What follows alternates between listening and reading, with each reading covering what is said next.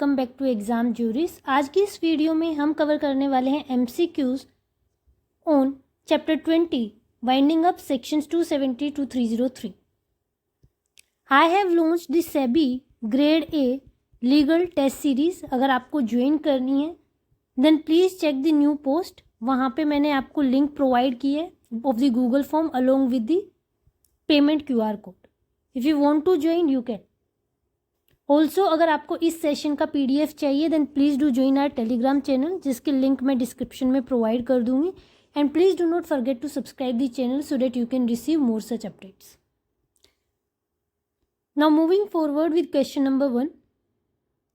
As per the current provisions of the Companies Act 2013, which of the following is the only mode of winding up covered under chapter 20? कौन सा only mode है winding up का? Voluntary winding up क्या covered है chapter 20 में? No. Winding up by tribunal क्या covered है? Yes. Winding up by creditors क्या कवर्ड है? No. Both A and B no. Winding up by the tribunal is only that is covered under chapter 20। ये कहाँ पे covered है? ये IBC में कवर्ड है। Question number 2। Under section 271 a company may be wound up by tribunal if it has defaulted in filing financial statements for how many consecutive years? Company को कब wound कर सकती है ट्राइब्यूनल अगर उसने डिफॉल्ट किया in filing the financial statement? तो अगर 5 कंसेक्यूटिव ईयर्स तक वो डिफॉल्ट करती है इन फाइलिंग फाइनेंशियल स्टेटमेंट्स तो ट्राइब्यूनल वाउंड अप कर सकता है। Next, which of the following grounds for winding up was remove from section 271 by the IBC 2016? इनमें से कौन सा ग्राउंड IBC 2016 आने के बाद हटा दिया गया? जस्ट एंड इक्विटेबल ग्राउंड क्या 271 में है? अभी भी है। इनएबिलिटी टू पे डेट्स ये अभी 271 में नहीं है, इसको हटा दिया गया by IBC 2016।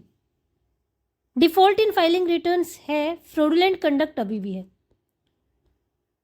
Next, a contributory is entitled to present petition for winding up only if he has held shares for at least dash months during the dash months before the petition. Contributory कब file कर सकता है petition for winding up? So the correct answer is if he has held shares for at least 6 months during the 18 months before the petition.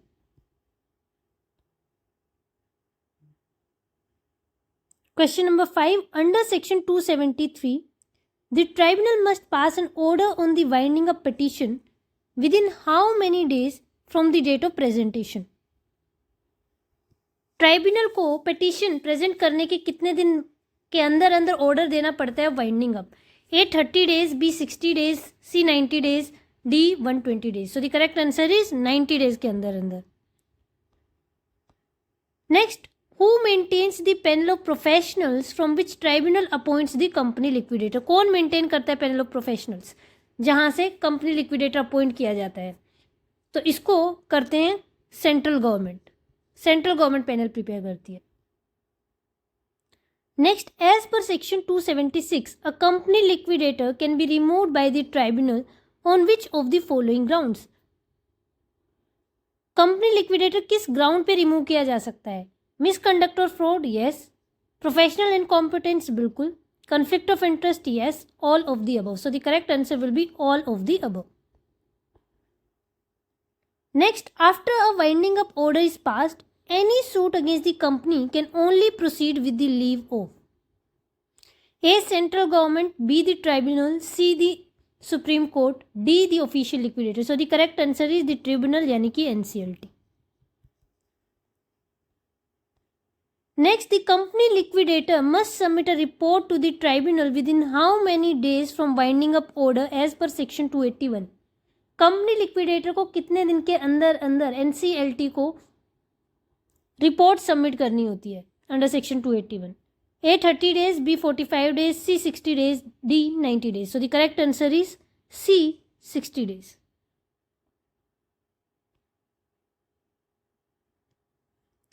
As per section 285, a past member is liable to contribute if he ceased to be a member within dash years before the commencement of winding up. कब liability बनती है past member की? सो अगर he has ceased to be member within 1 year before the commencement of winding up. Next, what is the maximum number of members allowed in advisory committee under section 287? Maximum number of members कितने हो सकते हैं advisory committee में? So the correct answer is 12 members. Also comment section में बताना कि advisory committee में कौन कौन होते हैं, कौन कौन होंगे advisory committee में. Next, does the company liquidator have the power to carry on the business of the company under section 290? क्या कंपनी लिक्विडेटर के पास पावर है कि वो कंपनी का बिजनेस कैरी फॉरवर्ड कर सके under section 290? No business must stop immediately. Yes for beneficial winding up. Yes और for indefinite period only with central government approval. So the correct answer is yes for beneficial winding up. अगर winding up के लिए beneficial है तो वो company liquidator business को आगे चला सकता है. Next, under section 291 a company liquidator may appoint a specialist or professional to assist him in the performance of his duties. This is called, इसको क्या बोलते हैं?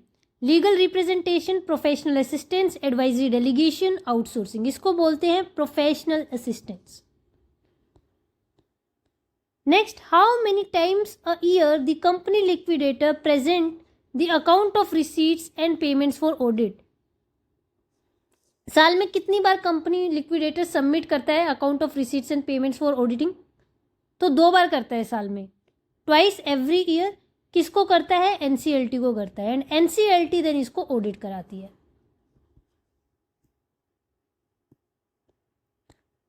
Next, under section 295, the tribunal may order any contributory to pay any money due to the company. This is known as, इसको क्या बोलते हैं? Dividend distribution, payment of debts and set off, bonus issue, asset revaluation. So the correct answer is payment of debts and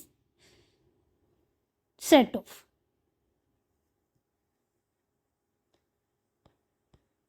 Next, under section 300, a public examination can be ordered by the tribunal if there is a report of. Tribunal public examination के लिए कब order कर सकती है? अगर liquidator report बना के देता है कि इसमें फ्रॉड कमिट किया गया है बाय द प्रोमोटर्स और डायरेक्टर्स. तो रिपोर्ट कौन बना के देगा? कंपनी लिक्विडेटर बना के देता है report. Next, Section 301 empowers the tribunal to order the arrest of a person if it believes the person is about to A. Quit India or abscond, sell their own personal car, join a new company, file a lawsuit against the ROC. So the correct answer is quit India or abscond. Next, within how many days must a copy of the order of dissolution be forwarded to ROC by the company liquidator?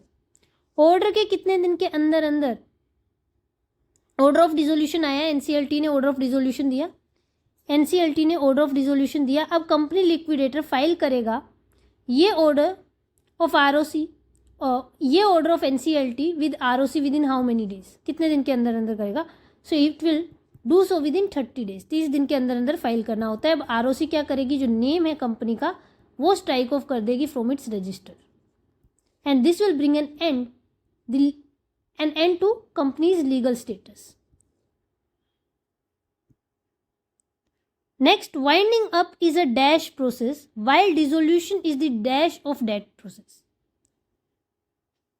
Winding up is a final process while dissolution is the initial of that process. No. Winding up initial process होता है, dissolution final होता है. Winding up is a legal process while dissolution is the illegal of that process. No. Winding up भी legal है, dissolution भी legal है. So this is wrong. Winding up is a ongoing process while dissolution is the termination of that process. बिल्कुल, this is the correct answer.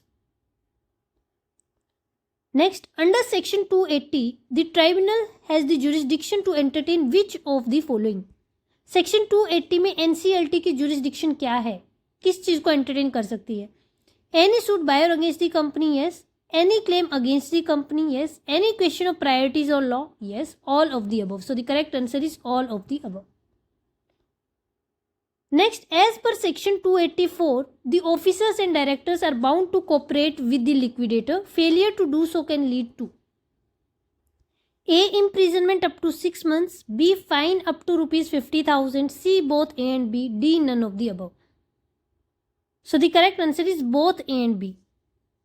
या तो imprisonment हो सकती है 6 महीने की, या फिर फाइन दिया जा सकता है up to 50,000, या फिर both. Next, which section deals with appeals from orders of tribunal? कहाँ पे दिया हुआ है? So it is given under section 303. Next, the company liquidator is required to keep proper books in which entries of minutes and other matters are corrected as recorded as per section dash. So the correct answer is section 293. Next, any money received by the company liquidator must be paid into the dash of India. कहाँ वो पैसा पे किया जाएगा? In the public accounts of India in the RBI. Next, which amendment shifted the voluntary winding up provisions from the Companies Act to IBC? किस amendment की वजह से आया? तो IBC 2016 की amendment से आया, 2016 IBC code. Next, what happens to the powers of the board of director once a liquidator is appointed? एक बार अगर लिक्विडेटर अपॉइंट हो गया तो बोर्ड ऑफ डायरेक्टर्स की पावर के साथ क्या होगा? So this ceases to exist except as allowed by the liquidator और ट्राइब्यूनल. एंड इसकी पावर सब कहाँ चली जाती है? लिक्विडेटर के पास में चली जाती है. Next, can the tribunal order the public examination of a person even if no fraud is reported? Even if fraud report नहीं हुआ है तो क्या ट्राइब्यूनल यानी कि एनसीएलटी पब्लिक एग्जामिनेशन के लिए ऑर्डर कर सकती है? Yes, always. No fraud report is prerequisite. C, only if ROC request. D, only for private company. So the correct answer is no. उस केस में नहीं कर सकती है, फ्रॉड रिपोर्ट प्री रिक्विजिट है. Next, the leave of tribunal under section 279 is required for. किस purpose के लिए required है leave of tribunal under section 279? So the correct answer is commencing new legal proceedings. Next, under section 288, the liquidator must submit periodical reports to the tribunal until A, 1 year is over, B, the company starts making profit, C, the winding up is concluded, the directors ask him to stop. So the correct answer is until the winding up is concluded. Question number 30.